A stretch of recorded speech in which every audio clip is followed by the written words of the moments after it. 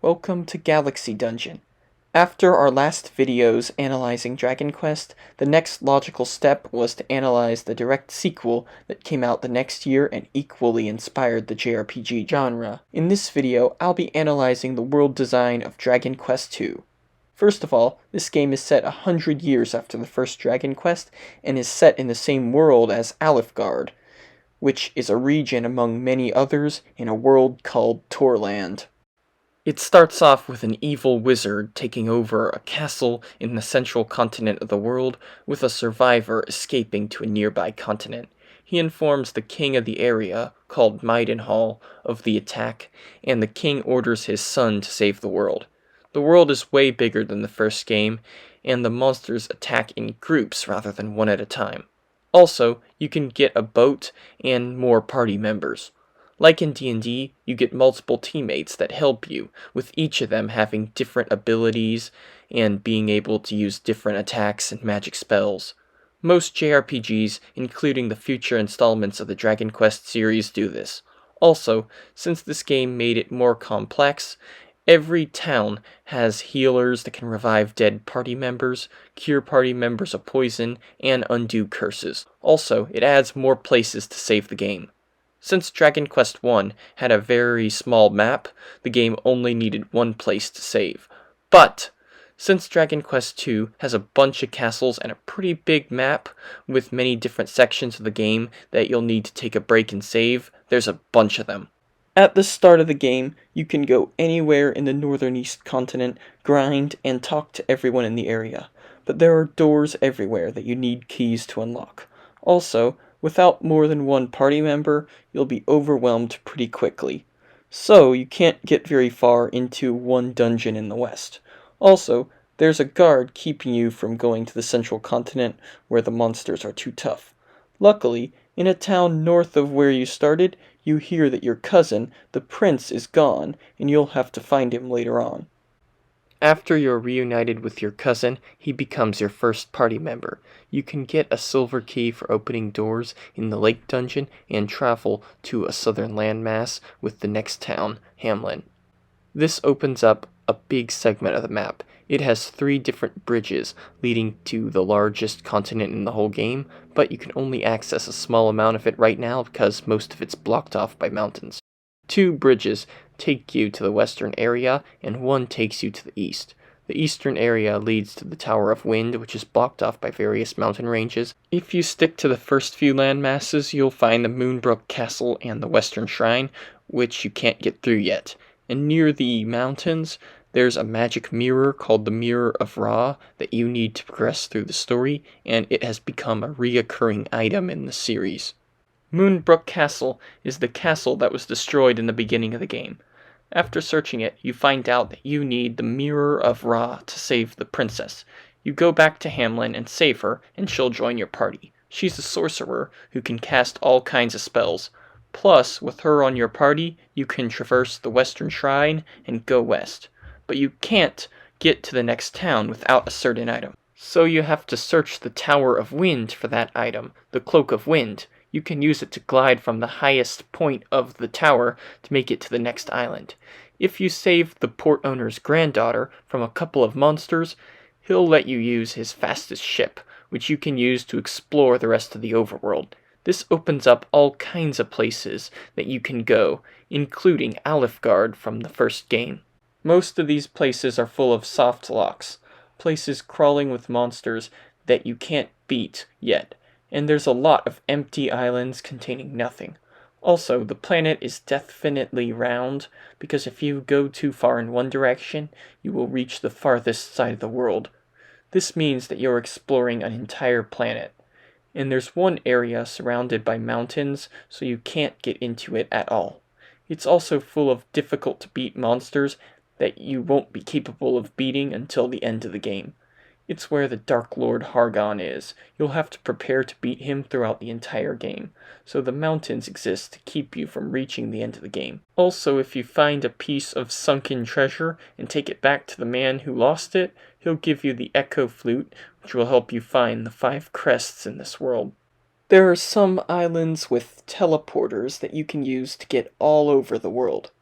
If you keep venturing around, you can find the golden key in an island to the southeast.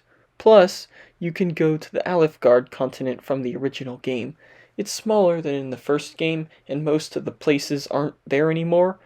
The swamp cave is nothing but a simple tunnel, and the only town that still exists is the kingdom of Tangel. Also, the Dragon Lord's castle still exists, and it's run by the Dragon Lord's grandson. Luckily, he isn't a problem. But he'll tell you what you need to do to save the world, that you need to find 5 crests or sigils in the remakes. The first one is in a lighthouse dungeon south of Alifgard. Then there's an island where you can win a tournament for 1 crest. And there's one island with a teleportation shrine that has one of the sigils in the corner of it. Then there's one in a jail cell. You can make a quilt and find a key to Watergate that will let you reach an island with the Moon Tower, another tower dungeon. This area northwest of Ryon is extremely hard to navigate as it's covered in mountains and there's only a few small streams you can get through. Plus, the random encounters are pretty hard to get through. You hear that with a moon fragment or shard you can raise tides. After getting it from the Moon Tower, you can go to a cave you couldn't enter before because it was blocked off by shoals. This leads into a sea cave dungeon. With an item from the sea cave, you can access the road to the region that you couldn't before and find the 5th crest. It leads to the most dangerous place in the entire game, Ryon or Renderok, a plateau covered in snow. There are no human towns in this whole plateau, so all you'll find is a shrine to recover and a teleporter to get out. When you get to the final dungeon, it will first appear to be your hometown because of magic. But when you get the Eye of Rubis, a charm that you need the 5 sigils to unlock, it will dispel the illusions, allowing you to complete it. After beating it and killing the final boss, all random encounters of the entire map are turned off, and you won't encounter any more monsters. You and your party are hailed as heroes. The world of Dragon Quest II is very similar to the first game, except now there's one area with a snowy climate. This world has 5 continents and a couple dozen islands.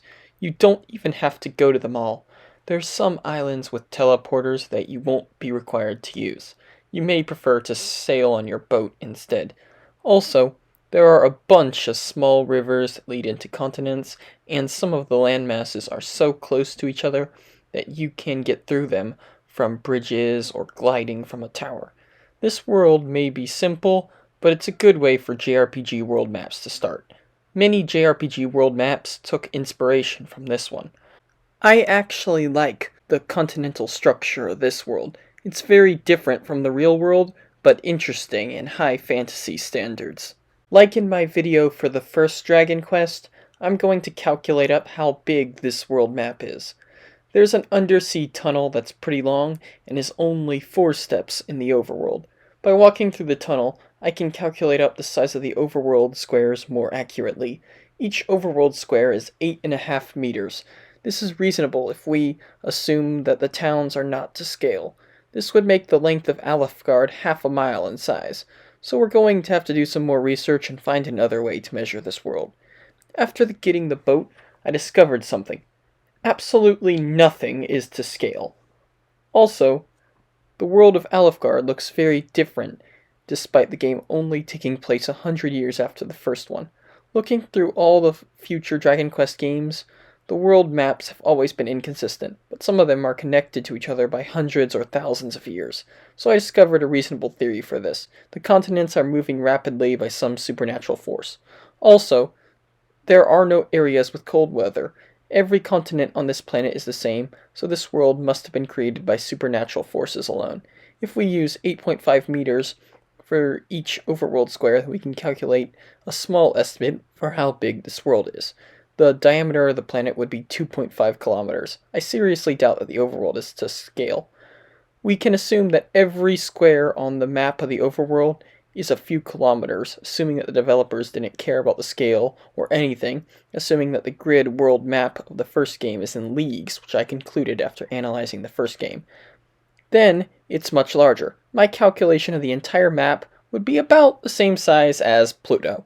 It's impossible for any planet of this size to have a fully functioning ecosystem and biosphere, unless it's actually a space station. But the sequel, Dragon Quest III, reveals that Alefgard is an underworld to another world seen in the third game, so it would sort of make sense if this calculation is correct. Either way, this is excusable because the developers didn't care. They just wanted to make a fun game. The second game was a prototype for the JRPG genre, as right after it was published, other developers started making JRPGs for the Nintendo Entertainment System. Within the next year, 3 JRPG series that are still going on had their first installment. They were inspired by Dragon Quest 1 and 2. They were Megami Tensei, created by a company called Atlas, which was a dungeon crawler, Phantasy Star, a science fantasy game created by Sega to compete with Enix's Dragon Quest and to get a major JRPG on their console, and Final Fantasy, a game created by Square to compete against Dragon Quest. Thanks for watching. I hope you enjoyed this content.